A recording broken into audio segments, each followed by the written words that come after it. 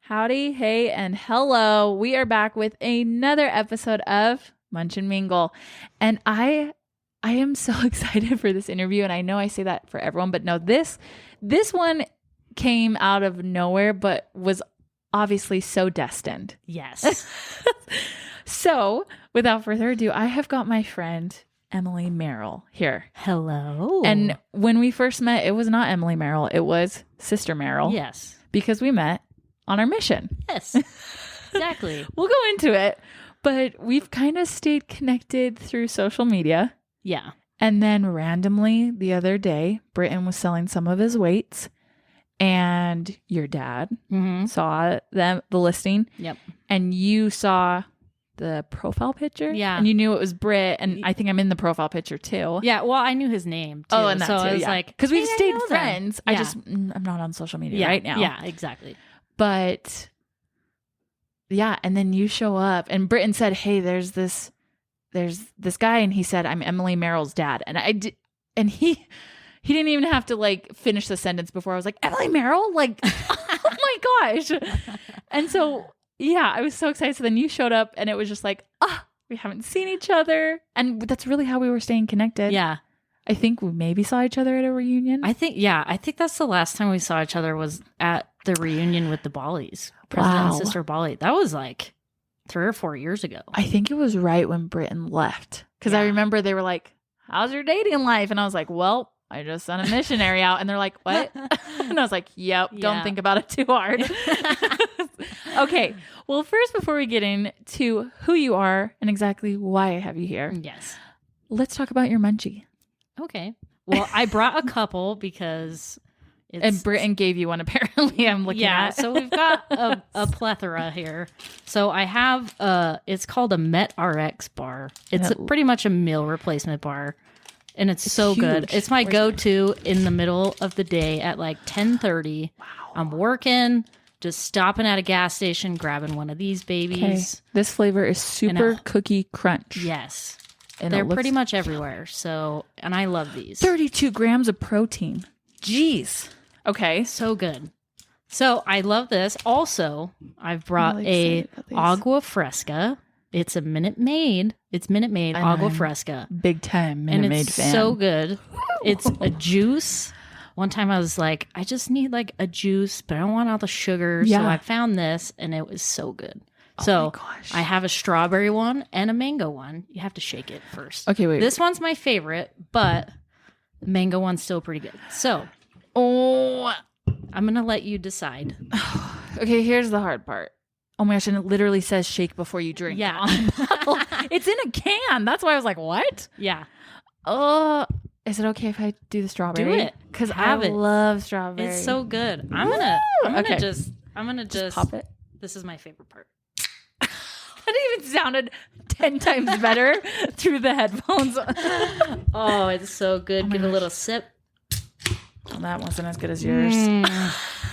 It's so good. So good. Okay. Oh no, did I shake this? I think you did. I shook it for you.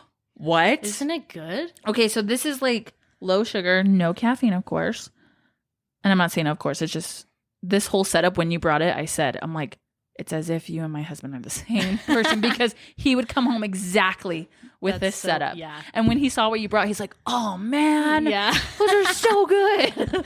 Well, like I was telling you before, that's really good. I would have brought an energy drink because caffeine flows through my veins. Okay. But it's 7:30 at night, actually 8 o'clock at night. So we don't want to do that to ourselves. We don't need caffeine. We don't need it. Yeah, good call. Let's talk about this meal replacement bar. It looks like a brownie. Yeah. With like frosting on top of it. So good. What? It's especially good when it's been like sitting in the sun. Oh, I could totally see that.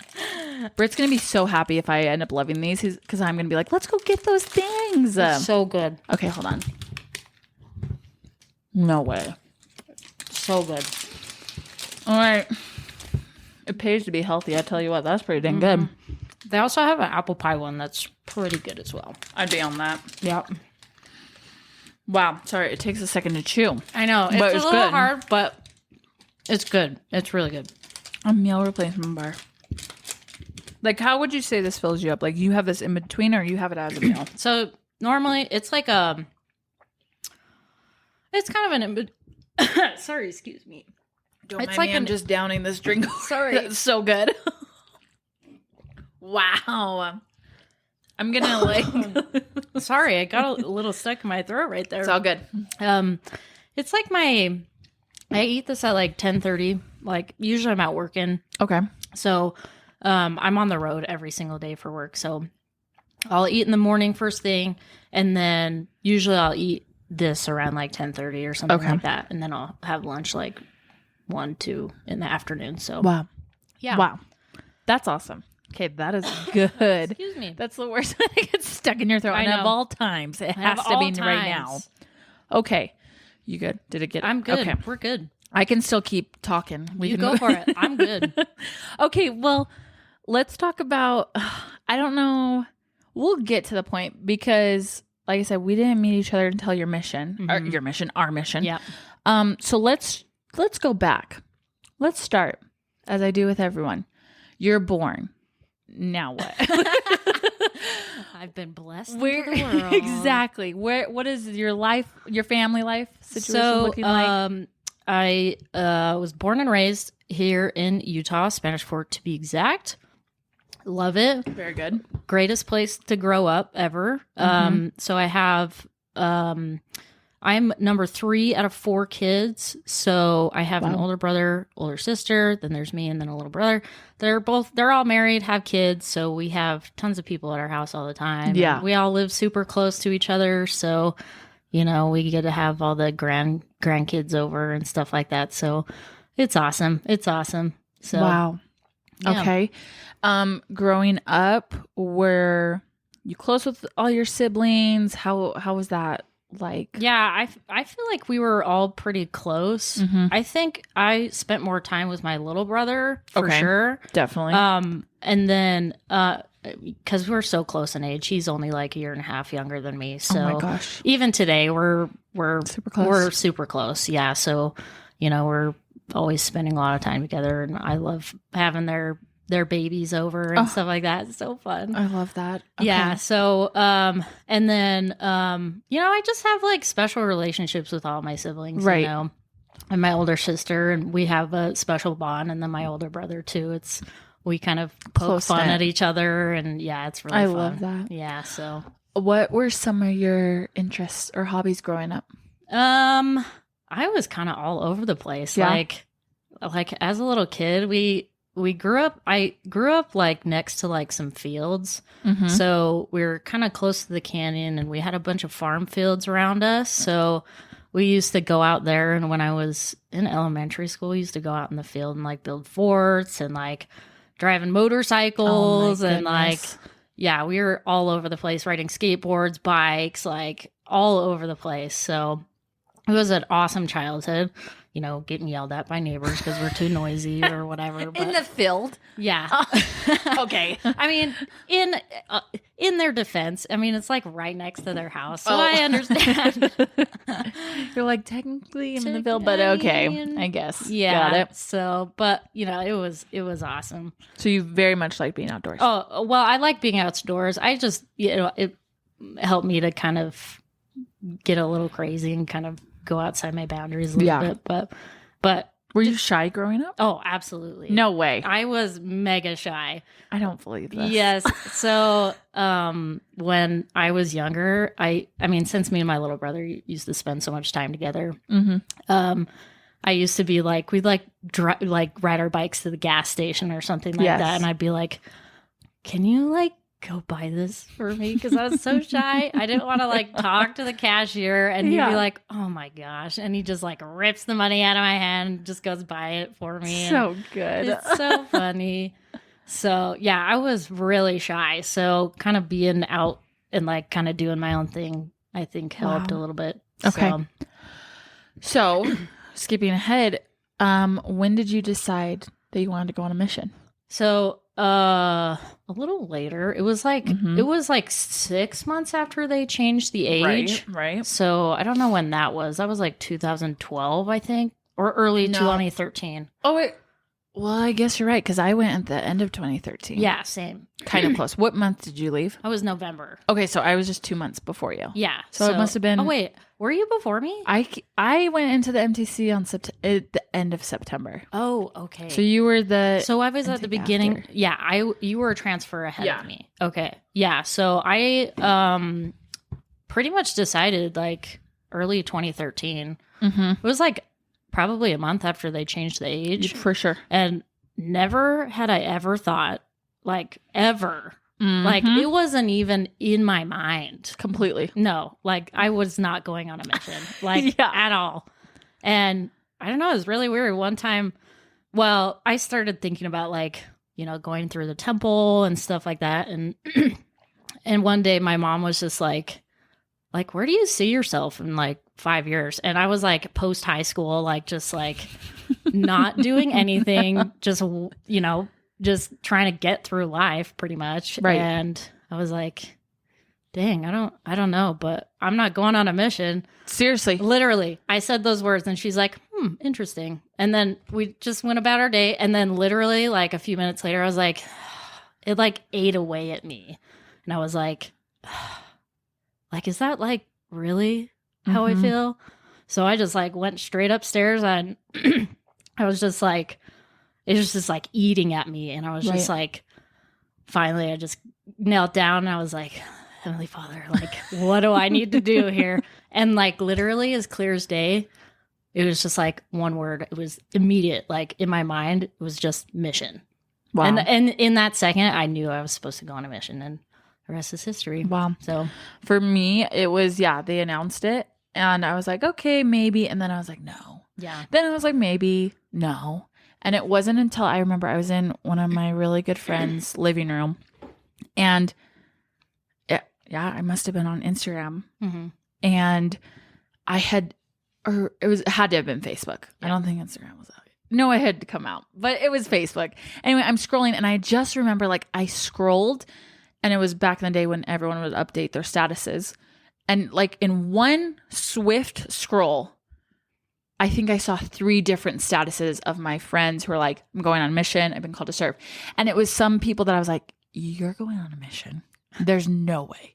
I never thought you would be going. Yeah. And I just, all of a sudden I got that feeling like, and now it's your turn. And I just was like, whoa. And I remember calling my dad that day and I said, Dad, what do you think?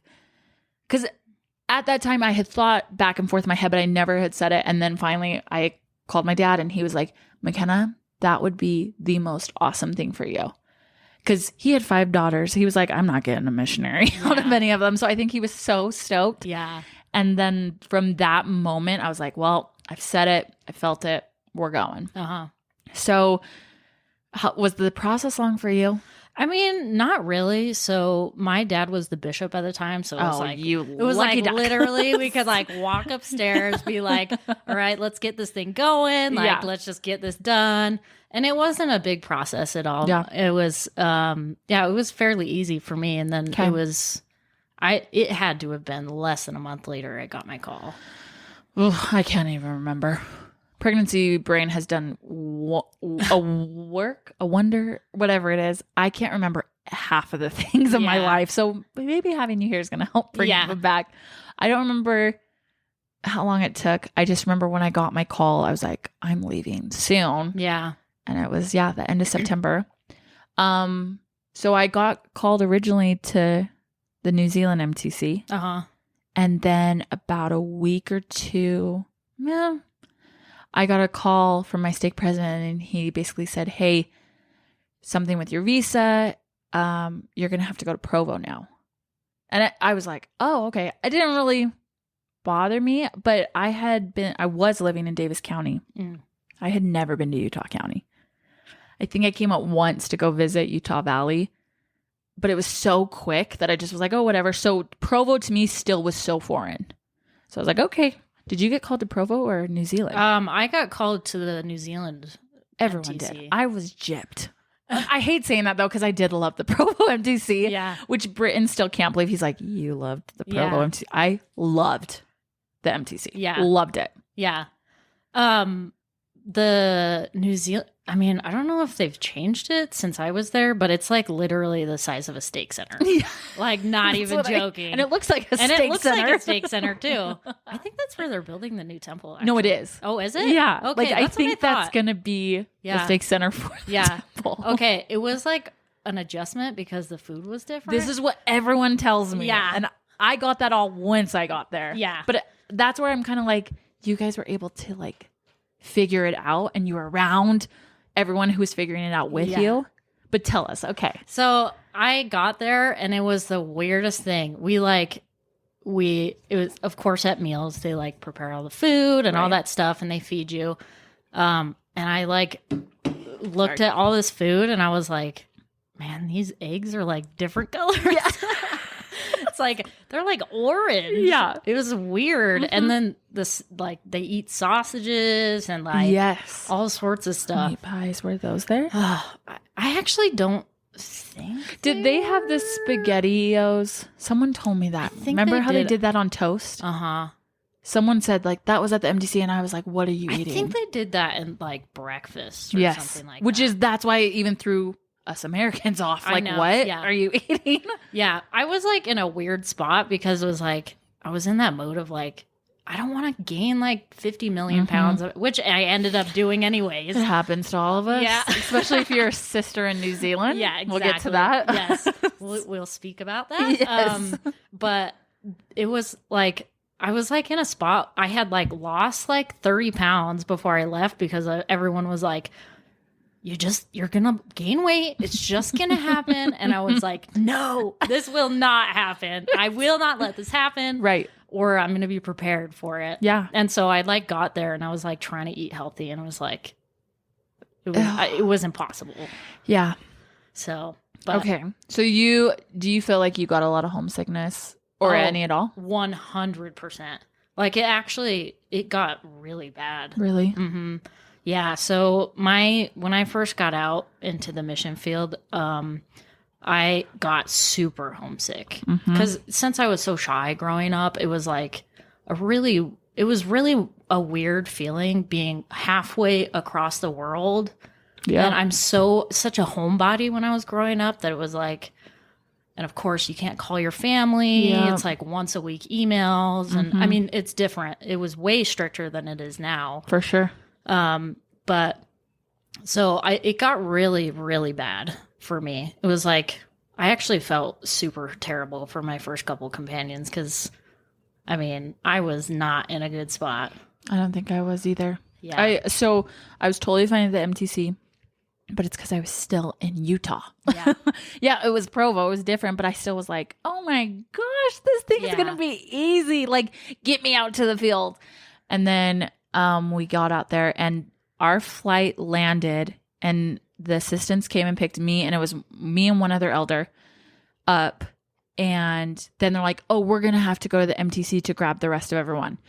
Worst idea, because now I've got 10, 12 elders and sisters who've all known each other for the past like almost 2 weeks. Yeah. And then here comes me and this other elder like, hi, we're also with you, but they have no idea who we are. Right. It was so awkward. It was so like, okay, I don't know what to do here. And then the homesickness hit. Yeah. That's when it hit for me.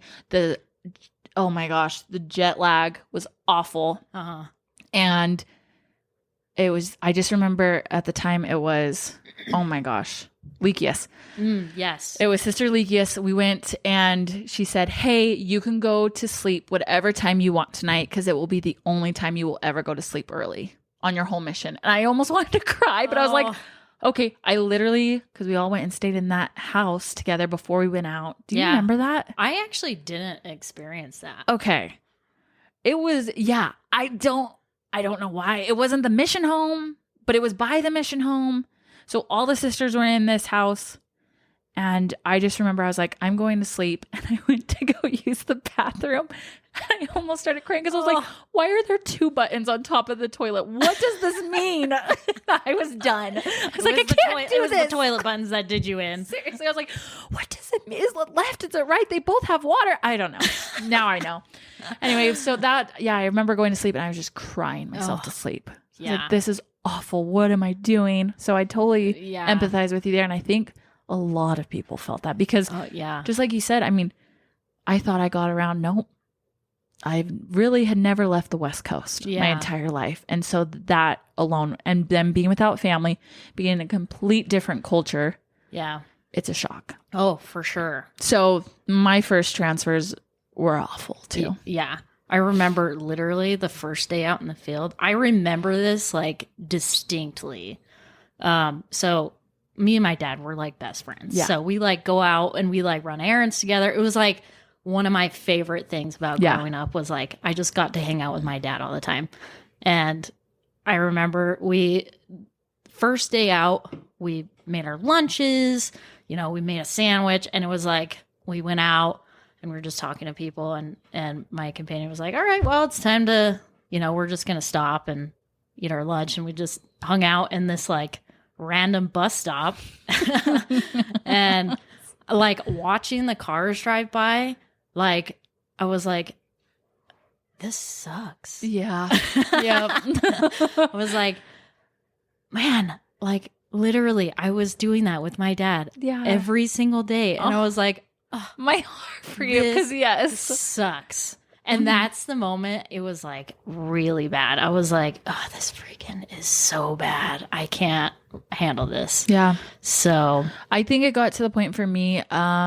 So my first companion and I, it was a little difficult. And here's the funny thing, and I don't know if you feel this way, but all my companions, I am great friends with. Yeah. Now that I'm not living with them 24 hours a day, 7 days a week.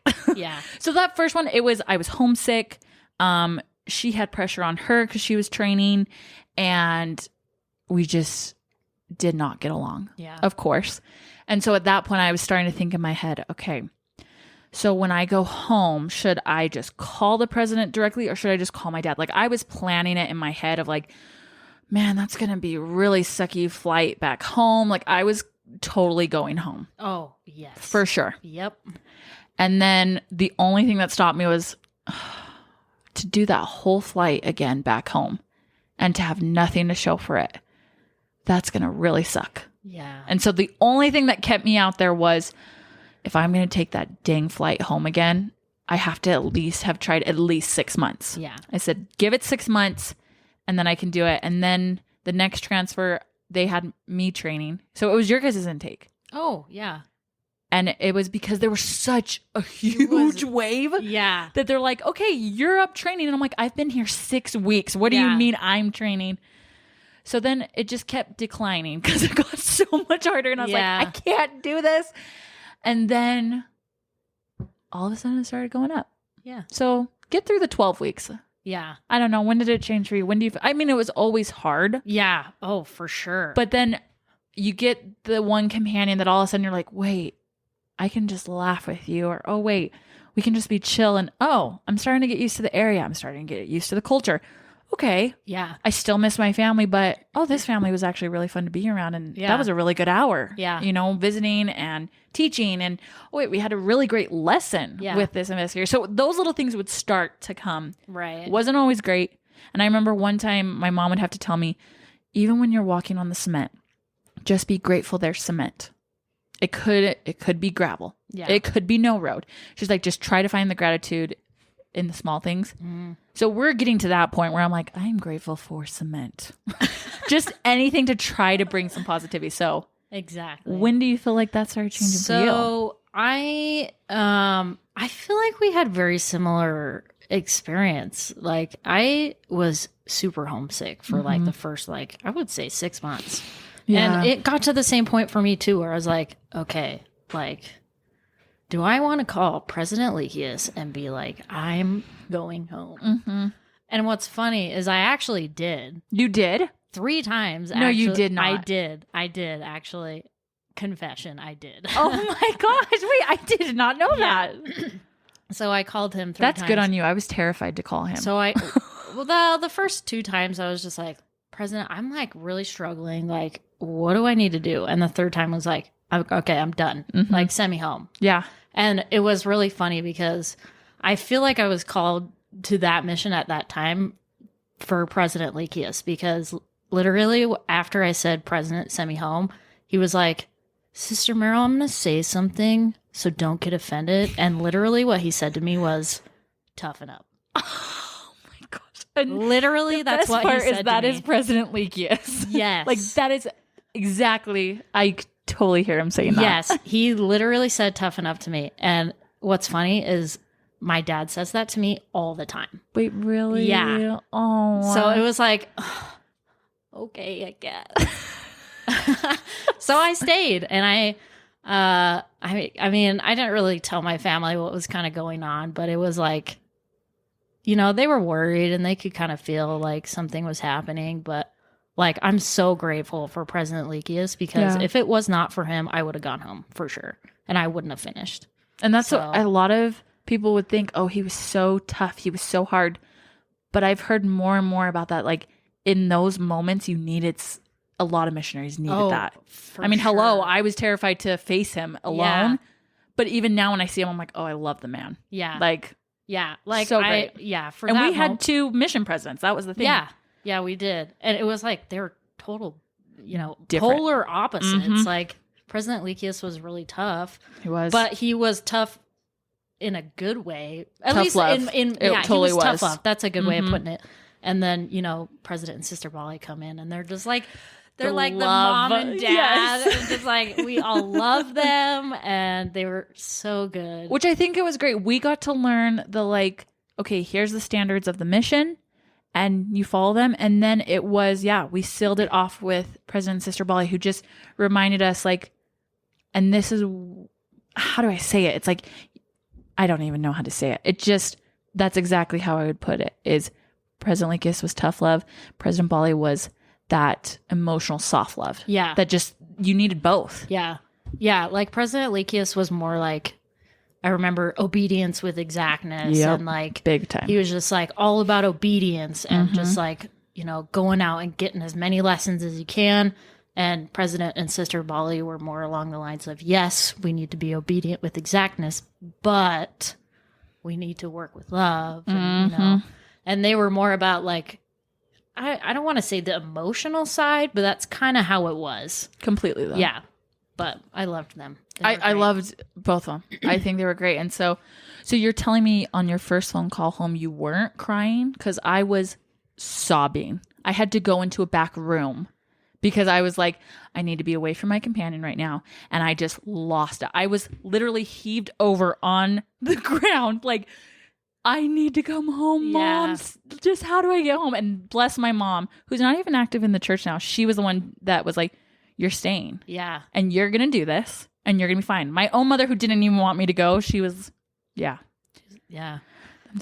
Well, definitely the last time I was crying. So in our apartment, it was a big apartment. So there was 6 of us in there. It was, and it had a bakery, but it also had this back room that it would, if you close the door all the way, you would get locked in. Okay, wait, I heard about this. Yes. I've heard about this. What is it called? Flat. Yes. Which is an apartment, but yes. Flat. And so that was the one I was in, and it was the only private part of the whole flat. Yeah. And so I called President Leakius. He told me to toughen up, and I went to open the door, and I was like, no. The embarrassment. I was like knocking on the door like, someone let me out. So that was interesting. But okay. Yeah. So now, of course, how did we meet? Well, it had to have been middle.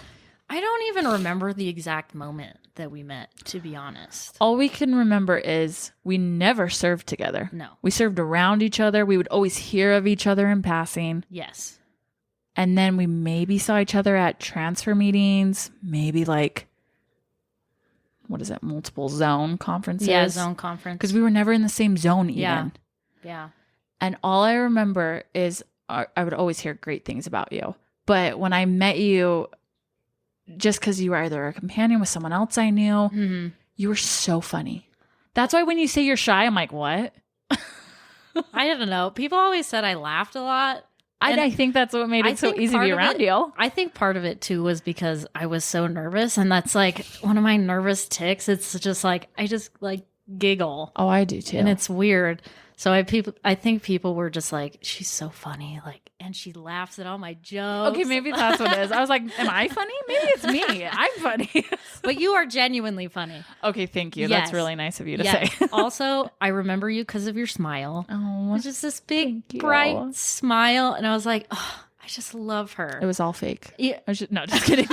I was just trying to make it through the day. Yeah, exactly. Actually, I lived for transfer meetings, for zone conferences. I was like, so good. Yes, I can go be around people. Like the moment where you're just like, oh, I can just like relax a little bit and just like chill not with on. other missionaries. Yeah. Yeah. We're It's just like like, you're we're off here. the clock Yes. kind of thing. That in church. I loved going to church. I was like, yeah. I just get to be around people who know the same things as me. And you're like, I get to like learn something instead of having to teach people. Yes. So yeah. So that's totally agree. basically how we knew each other. It was just through passing. Yeah. And like, oh yeah, Emily or Sister Merrill served here. But it's just so funny. Yeah. So then we left, got off our mission. Yep. And that's what I asked you before. I was like, how was coming home for you? Oh yeah. And I pretty much just said it was very easy. It was like not hard at all. Let's see you later. Like a lot of people on the mission would say like you're trunky. Like oh, you know, don't even get me started. Like, I would get trunky so mad. is like when your stuff's in the trunk. You're just like ready to get out of here. Like, and I feel like I was trunky like my whole entire mission, which is definitely a confession. Because don't even get me started on the sisters who would be like, when you get asked, how long have you been out?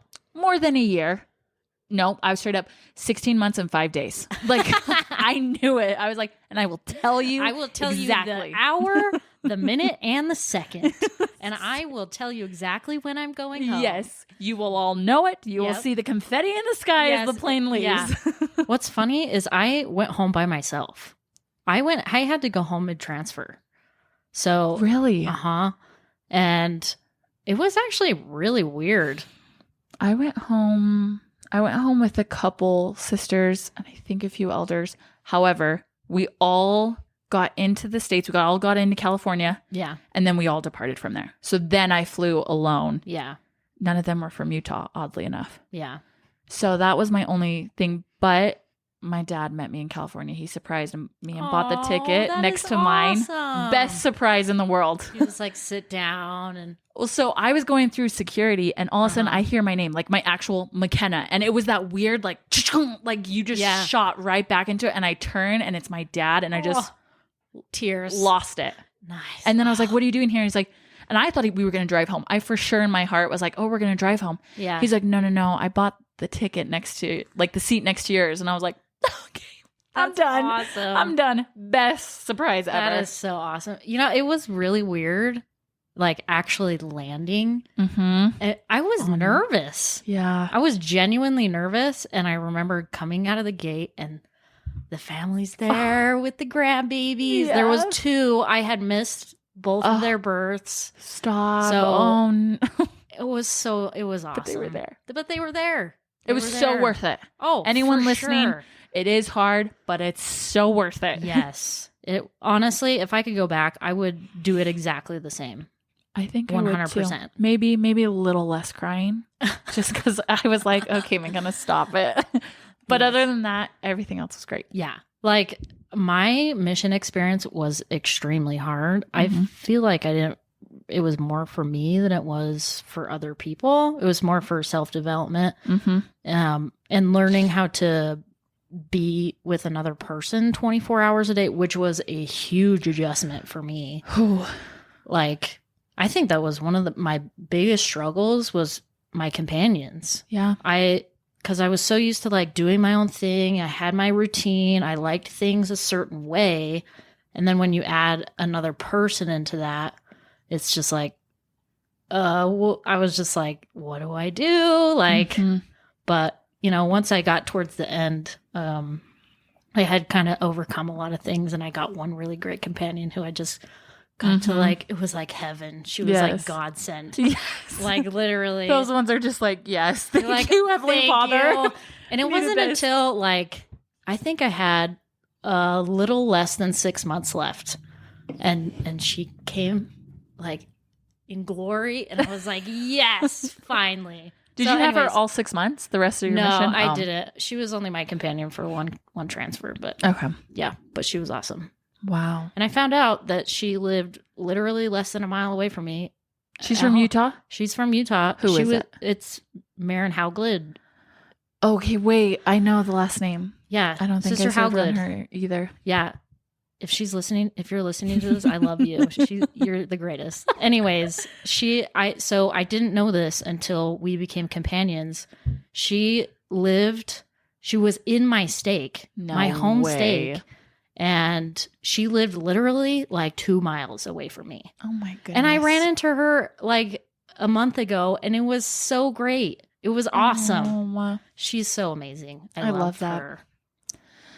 I never had a single American companion, so became very cultured. Yes. I had a lot of Aussies. Yes. And a lot of Islanders, and I loved them. Yeah, they're great. They are great. I loved them all.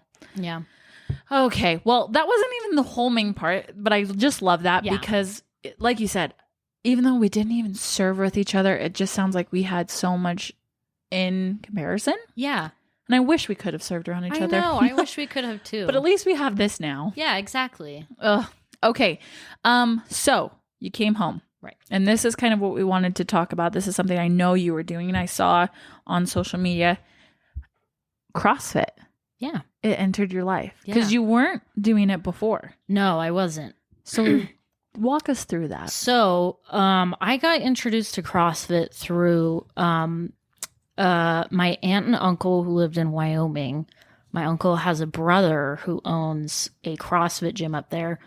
And we used to go up to Wyoming, a couple times a year just to like hang out and just like it's in kind of the middle of nowhere. So we had stopped in there a couple of times. I had never tried it. So we just like one time right before I left, they were there and we were just going to say bye. We were leaving town. Anyways, I was like, I remember walking in and being like, this is like awesome. Mm-hmm. Like, I want to do this. And so went on my mission and the whole time I was like, I can't wait to get back so I can try CrossFit. And like, that was like the whole time. And so and even when I came back, I didn't try it immediately. I had actually gotten into Olympic weightlifting first. Wow. So it's with the snatch and the clean and jerk. It's what the weightlifting they have at the Olympics. Yeah. So I had actually gotten into that first. And then, of course, that led me into CrossFit. And now I do pretty much CrossFit all the time. So, right. So, yeah. So, and this is just because we'll just say we want to like, for anyone out there who doesn't know, but it's really me. CrossFitting then, are you not lifting weights? Yes. So you are. So CrossFit is, because to me, it's a lot of active movement, right. like a cardio is what I'm thinking. And you're using a lot of your body weight. Yeah. So it pretty much mixes cardio, weightlifting. It's pretty much what is called functional fitness. So, okay. I love it because it's more transferable into normal life. Mm-hmm. So learning how to squat or do a press or a pull up. And I mean, that's why I love it. And it's also really fun. And it can be competitive right. too, which I thrive for. No. I love being competitive. So that's one of the things that like drew me to it. Was, of course, we see all these crazy athletes at like, they have what's called the CrossFit Games. It's pretty much the professional level of CrossFit. If you go look it up, they're just these insane athletes who have just like incredible abs and just like rippling muscles. And you're just like, and they're like so good at what they do. And it takes a lot of energy to get to that level. And that's like what initially drew me to it was like, oh, that looks awesome. Like I need to like try it. So would you say that you were already pretty active? Because we didn't talk about this. Yeah. I don't know if you gained weight after your mission. Yes. I for surely did. And the reason, I mean, the amazing part about Kiwis, New Zealanders, they love with food. Yes. And it's good food. Yeah. Now, I know like the elders would get food, but it's almost like the sisters got double because, as I always heard it, we're just so worried about you, sisters. Yeah. We just got to make sure you have food. Yeah. I was fed. Oh, so much. So much. I got 2 dinners. And when our mission president had to restrict, you can only go out to members' house for dinner 4 times.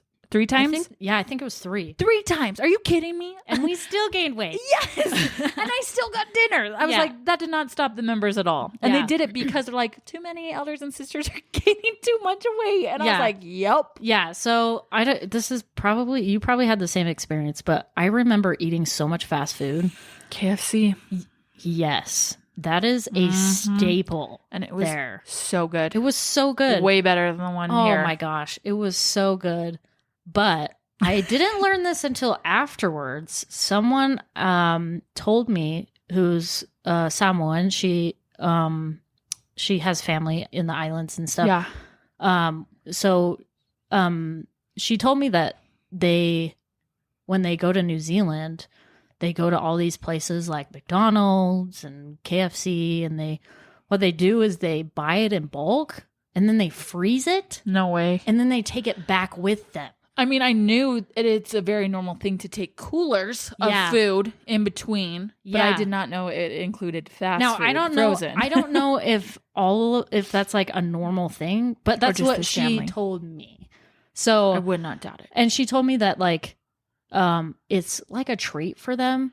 So, cause they're in the islands, they're so used to making their own food and like, off the, whatever they have grow in the land and, going to KFC is like, they're like, yes. So they feed the missionaries that because it's like what they would want. Yeah. So, and they totally believe that. If you feed the missionaries, like they know, and I truly believe this is true, like you will get blessed. Yeah. I heard that so many times, like we do this because we will get blessed. Yeah. And heaven forbid you ever like reject the food. Yeah. Because that's all they would have to say is, you're denying me my blessing. I'm like, yep, okay, hand it on over. Yeah, just bring it. just pass it over. Just right here would be great. Like, I will not deny that blessing, but... Yeah, I gained a lot of weight. I gained everything I lost, plus some. Yep. Like, there's a picture of me. I went to Zion's with my parents a few weeks after I had gotten back. And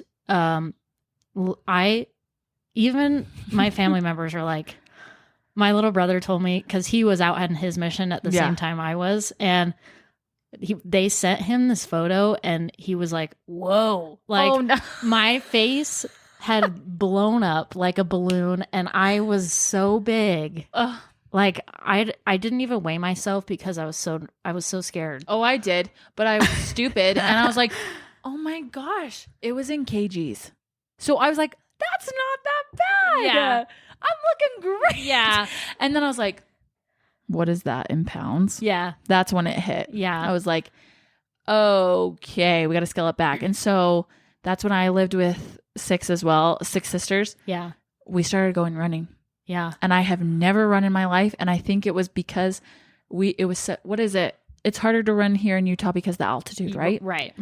I was running like a champ in New Zealand. I was like, I was not fast, but I could go distant and I would just keep running. Yeah. And I think we were doing an 8K. We like measured it one day. Oh, wow. And we would do that every morning. And I was like, seriously pumping. I was like, let's do it. Now, granted, I was with Sister Coford, who actually runs cross country. Okay, yeah. So that she makes was a lot of way sense. ahead of me. Yeah. And then we had Sister Pierce, who would run circles around me. Yeah. Which is that's Sister Pierce. Right. But I would for the most part, I would keep with them. Yeah. I was not as fast as them, but we could run the distance. Yeah. So that was my only thing. So sorry, we went back to the mission. Yeah. My point with the CrossFit. Yeah. When you started, were you at that weight still? Or did you have to lose some? Is it harder to just start if you're trying to lose weight? I think it definitely is hard to start initially because you're it's like changing a lifestyle, and changing your lifestyle is so hard. But once you start and you create a habit after a few weeks, it's just become a part of your day. Okay. And so for me, it was like, sorry, when I came back, probably didn't weigh myself for like 6 months after I'd been home, because I was like, didn't want to face the music, you know? And so, but I had just like started eating healthy, counting calories, and my parents have a basement gym. So I got pretty lucky there. So I'd just work out for like an hour in their gym and every day. And it was really, really hard. Yeah. And it was like, there were some days where I remember like laying on the floor being like, I do not want to do this for like a whole hour. And then it was like, okay, well, the time you could have done a whole workout instead of like laying on the floor, just crying about it. Right. So I just got started, and I just did what I could, and I started getting smaller and smaller, and I still wasn't what I wanted to be, but I was making progress. And I mean, so I had lost a lot of weight, but I had, a ways to go. Yeah. So for you, just like you were saying though, it necessarily was more of the habit that you were trying to, how, for people who are trying to do that, what do you feel is like the best way to start that or to keep that habit going? I think starting small is huge. So if you're like a soda drinker, like fully sugared soda, don't change anything else and just cut the soda out.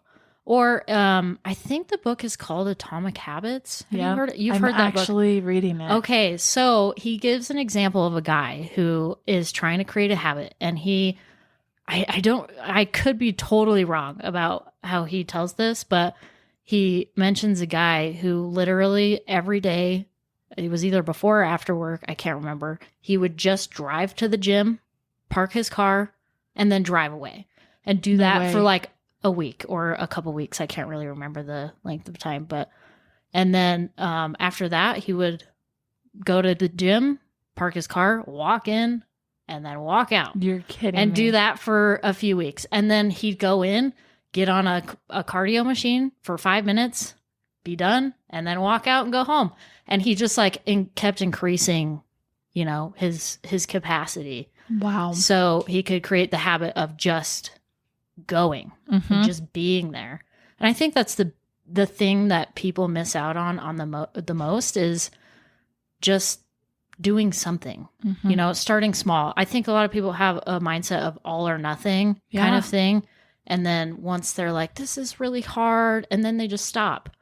But I think starting really, really small, something that you can do is a really great place to start. So like cutting out soda, or maybe start out eating a salad a day or something like that, So I think that would help people a ton. No, that's awesome. If you're cutting out soda, definitely go get this Minute Maid Fresca. Aqua Fresca. Seriously, I've been drinking it through the whole episode. It's so good. I'm like, okay, we will be adding that to the list. If you want to drink with like a little bit of sugar, but like not fully sugared, but Agua Fresca. No, so for good. real. So good. Okay, so that was great though. Like, wait, that is totally perfect. And I think that's for sure what I need to hear today, because there's just so many things that we do, but the one thing that keeps looming over me is I want to be moving again. Right. After this birth with Bo, it like for sure stinted everything I was doing. And that's just because I was recovering. Right. But it's become a whole new thing now that I've had to continually work through, is like, I got this surgery that I was not planning on. And because of that surgery, like my body looks different. And I have been trying to move through it, and I just, it like pounds on it more and more, like, you can't do this, because every time I see my body, it's like, well, even if I'm doing anything, it's not going to change that scar or what that scar is doing to my body. And so I was getting super depressed about it. And so going into this episode, I was even just having a little prayer up to heaven. Like, just, I need some insight, something to give me. And that's seriously, that's awesome what you just said. Yeah. So start small, start something that you can manage for weeks on end. And then once you master it, you'll want to do more. But you have to be patient with it. That's one thing I've learned over the last probably year is if you're impatient with it, you're just going to get frustrated and it becomes really, really easy to quit. But if you're patient and you just say, you know what, this is going to take time. But if I'm patient, it will last longer. Yeah. And the reward at the end is so much better too, because it's something that you work really hard for. And it's just totally, totally worth it. Did you ever give yourself a deadline? Like whether you were, when you were like trying to lose weight or when you were trying to get into the habit of like moving, did you ever give yourself a deadline? Like, I want to be here by this date? Oh, 100%. Like all the time. So when I was in high school, I became really insecure. That was like my biggest insecurity was my weight.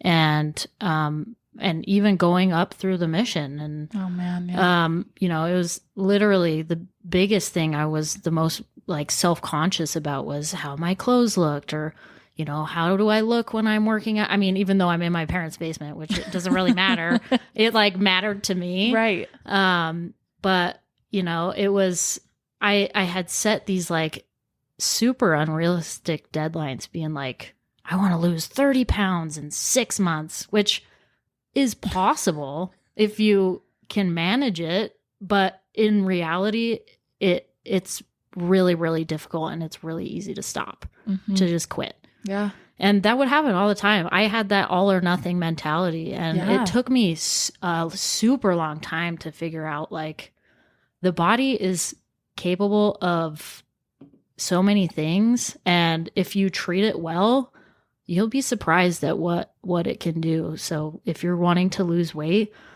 you know, eat healthy. You know, majority of the time they had this, it's like an 80-20 rule. I'm sure people have heard of it. It's like 80% of the time you're eating healthy or eating clean, you know, whatever you're doing, and then let yourself have a treat.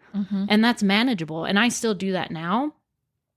Even when I am trying to, you know, lose weight or change my body composition, I still do that because it's something that helps me keep going, and it's manageable. So, man, yeah, that's so awesome. Yeah. So as you got into CrossFit, where are you now? I mean, I know where you are, but let's tell the people, where are you now with CrossFit? So I have been doing CrossFit since I think it was 2016. I've been at the same gym the whole time. I just saw it on the freeway the other day. Yeah. After we saw you and you told me, we were driving, all of a sudden I looked and I was like, that's the gym. That's where Emily's at. Yeah. It's Put It Off CrossFit, if anybody wants to know. Best gym in the world. I've been there for 6 years now, and I absolutely love it. I wasn't too serious about it. I mean, yeah, I wasn't too serious about it when I first started. It was more because, you know, I wanted to change how I looked, and I wanted to get strong too. And right. So it took me a little while to kind of get to where I am now. It wasn't until probably a year and a half ago when I actually wanted to like try and like maybe compete, which I am looking to do next year. Oh my goodness.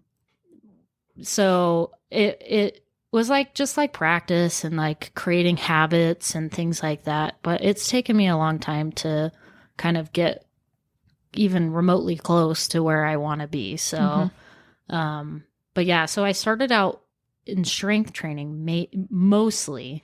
And then I gradually started working into CrossFit, which has, you know, more gymnastic style movements and cardio and, you know, a mix of cardio and weightlifting and the same kind of workout. So yeah, so it's been really fun.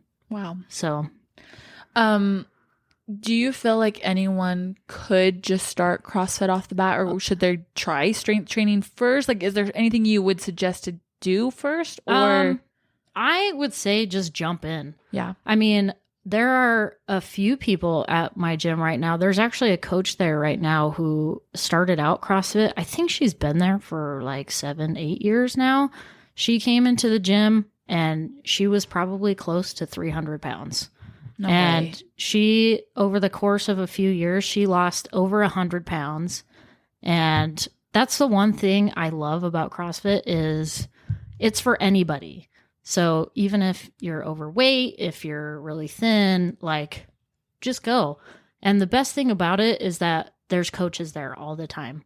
I mean, it is a little expensive. It can be. But you're getting your money's worth because you're learning different movements. You have a coach there the whole time who's watching you, giving you pointers, tips, things like that. Yeah. And they scale workouts to your abilities. So they're not, they're never going to be like, you have to go all in on the really difficult things, but you can scale back the workouts and do what you are capable of doing. And then you can push yourself. So, CrossFit does include box jumping, right? Yes. I am terrified of box jumping, Emily. Same. Like Britton makes fun of me because it will be like an inch. And I'm like, nope, can't do it. Yeah. Like I just can't. Yeah. And I don't know. And I think that's what I associate like CrossFit is stuff like box jumping. I can't do that. Yeah. I am terrified as well. One time, so I am a coach there right now. One time I was demonstrating the box jump and I was like, literally before, so we had some skill work we were doing before our, it's called the workout of the day, which is more of like the cardio portion of it. And we were doing a max height, so as high as possible box jump. And I was like, oh my goodness. Literally, I had told the class, I was like, guys, I am terrified of these. So I will not be, I'll coach you, but these terrify me. Yeah. Okay. And there was box jumps in our workout and I was demonstrating it and the box was a little higher than I had anticipated. No. And I just tripped on it, scraped the whole front of my shin. It was like top 5 most embarrassing moments at the gym. And I was like, and that's exactly why I don't like them. Yes. And okay. Yeah. But you can still CrossFit. Apparently. Yes. Yeah, you still can. Don't be afraid of the box jumps. Okay. Okay. Wow. Yeah. Okay. So you are a coach. Yes, I am a coach. We had talked about this before. Let's talk about a little bit the myths. MYTH. Myth? Thank you. Yes. I was like, why I can't get that TH. Or the negativity around CrossFit. Yes. So CrossFit gets a really bad rap because, like, especially if you're coming from a bodybuilding world, which is a lot of strict movements, really targeting specific muscles. Right. Or if you're powerlifting, which is more big weight, bigger muscle groups. So CrossFit gets a bad rap mainly because people see it as, people get injured or, they, like I was saying before, they don't recover properly. So, especially with shoulders or things like that. And, I think I think CrossFit is for everyone. And I think everyone should do it because it is the most transferable to regular life. So you can, lift heavy things and you can run up a hill if you want. You can go hiking and it will still, that fitness transfers over into normal life. And that's what I love about it the most because, I don't want to live to work out when I'm like 80.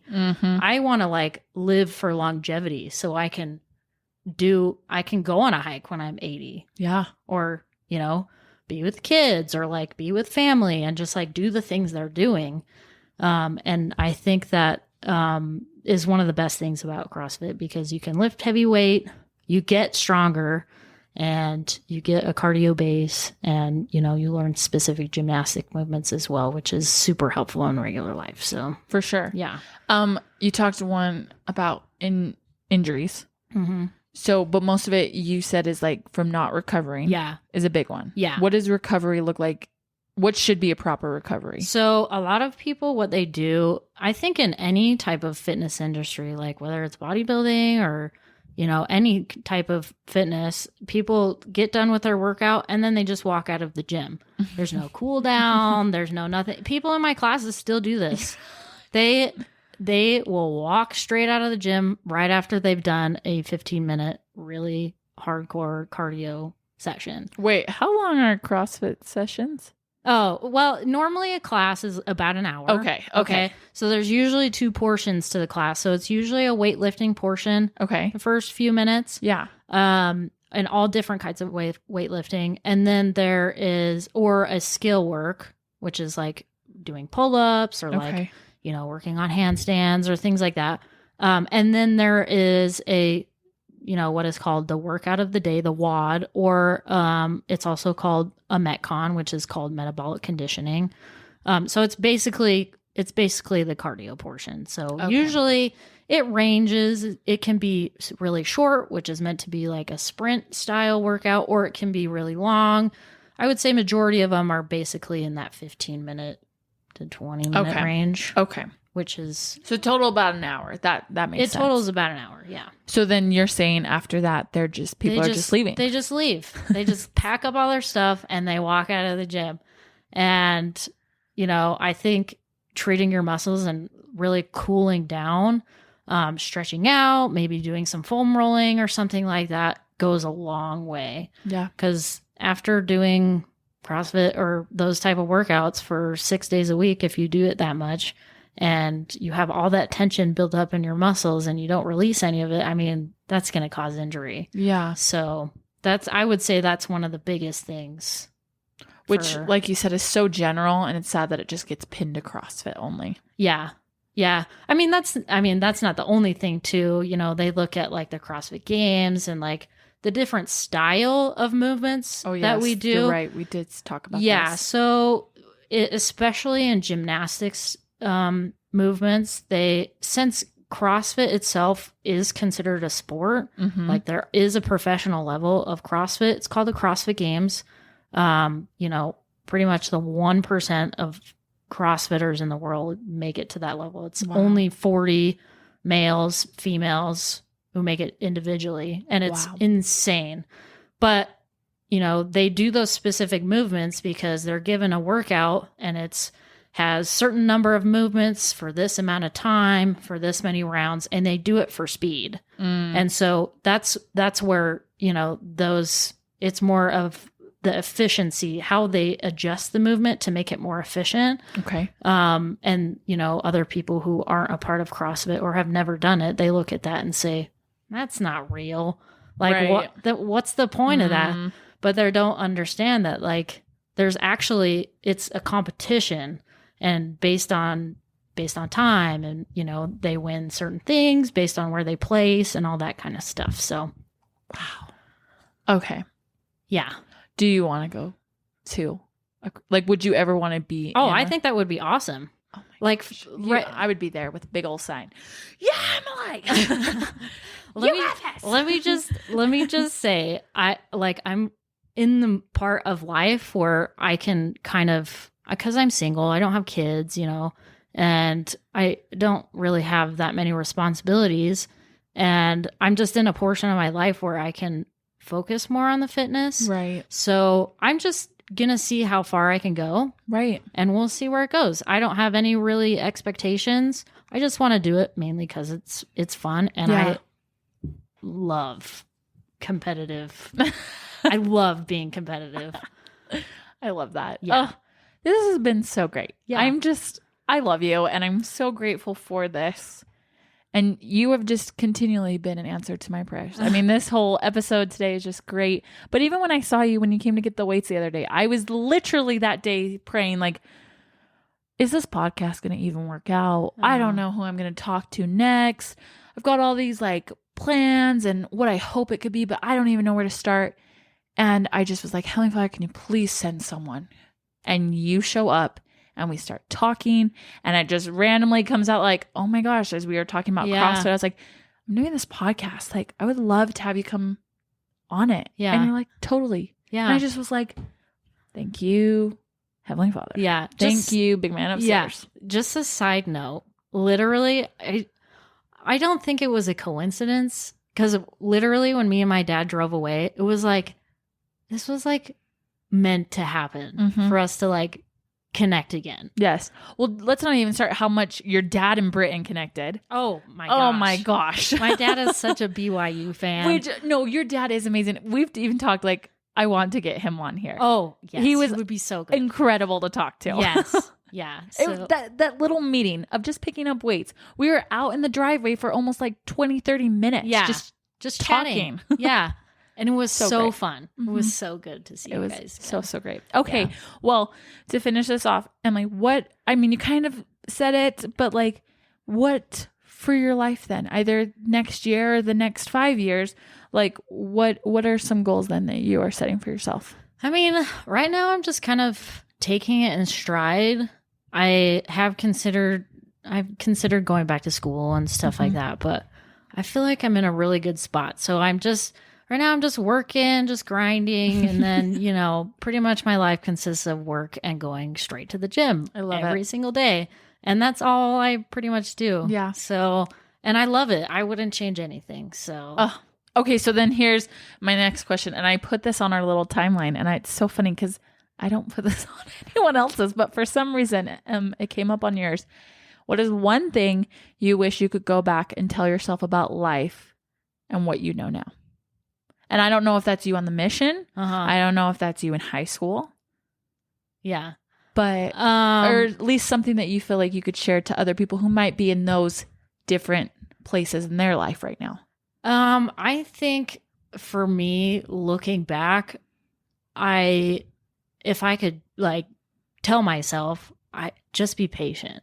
Yeah. Cause I think for me, it was like, sometimes even now I catch myself wanting success just right off the bat, just instantly. I mean, we live in a world where, we can instantly get things on our phone or, right.